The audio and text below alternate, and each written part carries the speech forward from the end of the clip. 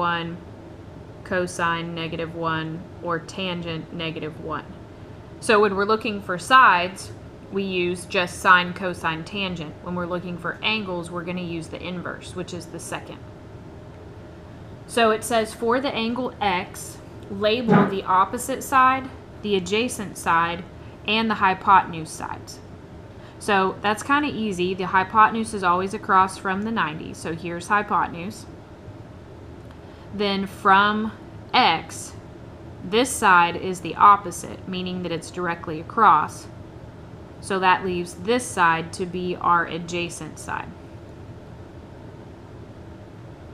So it says for this angle x, with the sides that we know, 4 and 3, so the opposite and the adjacent, which trigonometric ratio would we use with 3 and 4?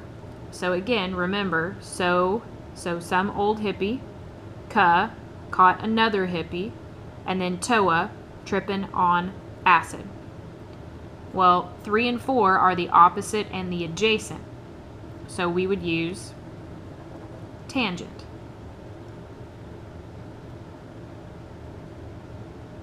So now it wants us to write the equation that would allow us to find angle x.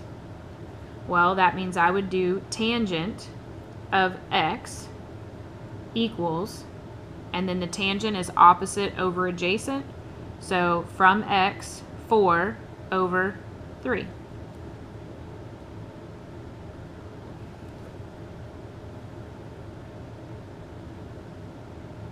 Good. So now if I was trying to solve for x, we still do this. And if I cross multiply, I get 3 tangent x equals 4.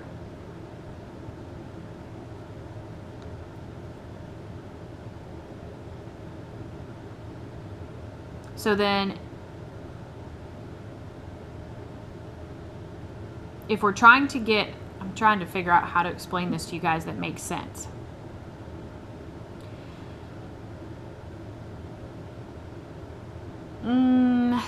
You know what, let's blah, blah, blah, blah, blah. Let's not do this. When we're trying to find the degree measure, in order to do the opposite here for the tangent of x, we want to know what angle measure would give us 4/3. So you just do our inverse. So if I do the tangent inverse on this side,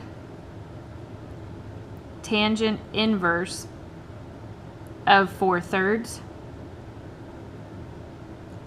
that's how we do the opposite. So just like if we had x squared and we took the square root and those were opposites that cancel, if I do the inverse on this side, I have to do the tangent inverse on this side, and that gets rid of this, leaving you with just x. So I have the tangent inverse of 4/3 would equal x. And I don't know if that's the best way to explain that or not, but once you have this equal to this, you could literally just take the inverse of what's over here to get the answer. So if I put tangent inverse in my calculator, so second tangent of 4 divided by 3 and close the parentheses, I would get 53.13. So this would be 53.1 degrees. So then it said, what is the length of the hypotenuse? Well, I could try to find it, but it's easier if I know two sides just to use the Pythagorean theorem. So then 3 squared plus 4 squared would be my hypotenuse squared. So 9 plus 16 equals h squared. So then 25 equals h squared. So then if I square root I get that h is 5. Now hopefully you know that one by now. Oops, sorry, I just did all of that and you couldn't even see it. And we figured it out using the Pythagorean theorem. Now you could try to solve for the hypotenuse now that we know an angle measure, but when the angle measure is 53.1, that's kind of vague. So now it says use the inverse of another trigonometric ratio to verify the value of the angle. So in other words, I now know that this side is 5. So let's say I was to resolve for x right here and see if I can get 53.1 again, but instead of using tangent, let's use either sine or cosine. So I'm going to use sine. So the sine of x should be equal to, sine is opposite over hypotenuse. So from here, opposite is 4, hypotenuse is 5. So then remember, I said to find x, x is going to equal the inverse of that. So if I put that in my calculator, the sine inverse of 4/5 is again 53.1.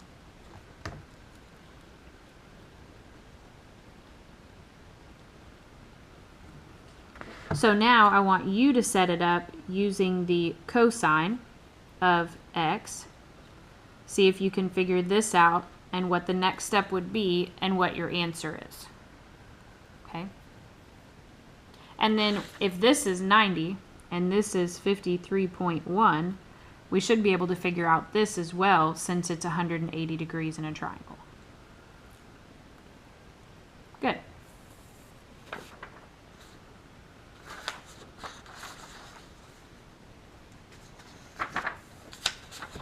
So I know it seems like we've kind of done a lot, so we're going to try to kind of put it all together here on the back page. It says find the missing measurements. So when you're starting to do these problems, the first question that you need to ask yourself is what two sides do I know?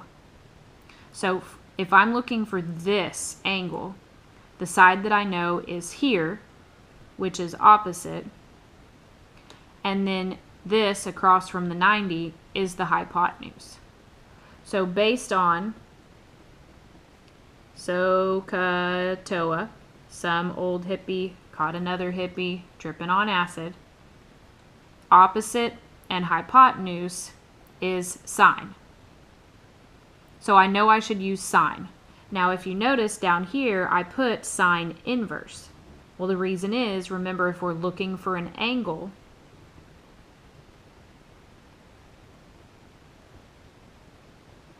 we always use the inverse.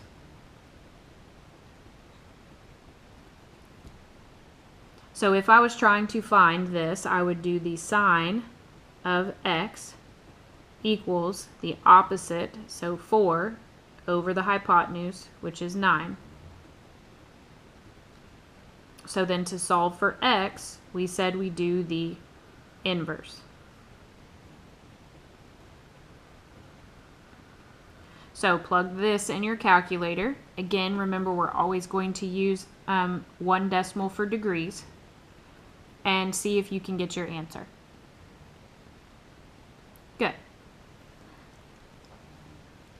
So I'm going to leave part B for you to do, and then I'm going to help you with part C.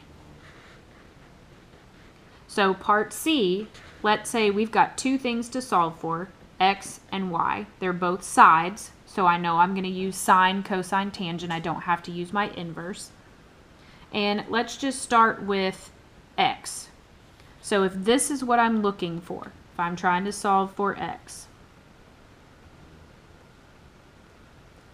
that means that I know that I need this side, which is the hypotenuse, and then this side. So from 36, which is the angle measure that I know, 12 is the opposite, x is the hypotenuse. So I know the opposite and the hypotenuse. Well, if we're looking at SOHCAHTOA, opposite and hypotenuse tells us that we need to use sine. So I'm going to say that the sine of 36 is the opposite, so 12 over x.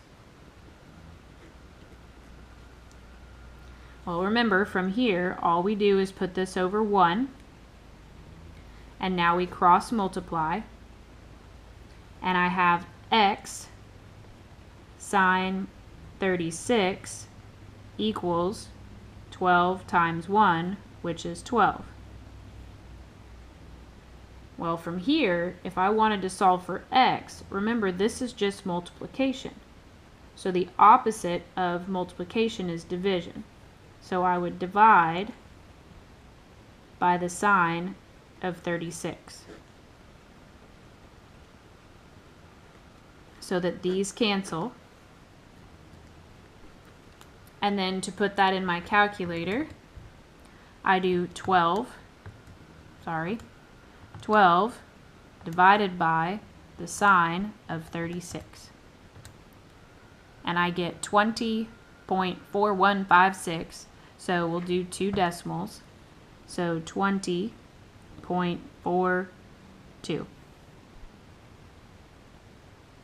So now if I was trying to solve for y,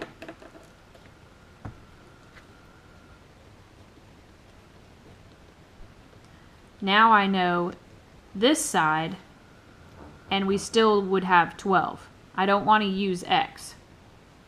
So from 36, y is the adjacent side,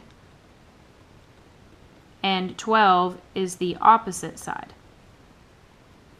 So if I have the adjacent and the opposite, we can go back up here. Adjacent and opposite is going to be tangent. So to solve for y, I would use tangent. I guess I'll just write it above it since I didn't leave room. So I would say the tangent of 36 of the angle equals the opposite. So from here, the opposite is 12 over y. So again, this is always over 1. So when I cross multiply, I have y times the tangent of 36, and then that equals 1 times 12, which is 12. So now this time I have to divide by tangent 36.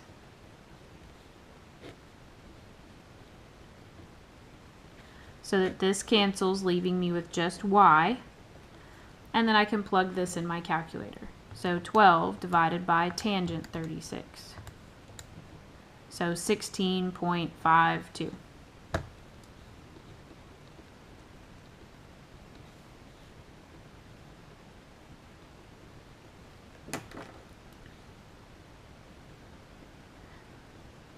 Good. So part D, I'm not going to do it for you, but it says, if the congruent sides are also parallel, use the information given to find the perimeter of the quadrilateral. So basically, we know that if this is 42 degrees, this is a square. So we know that this would have to add up to 90 degrees. So I could find this angle, okay? But if I'm trying to find the perimeter, that basically means that I need to find this side and this side. Good. So see if you can use your sine and your cosine or your tangent to find this based upon the information that they gave you. And again, if you don't have a calculator at home, please remember that on the back there's a chart where you can look up all your sines and cosines.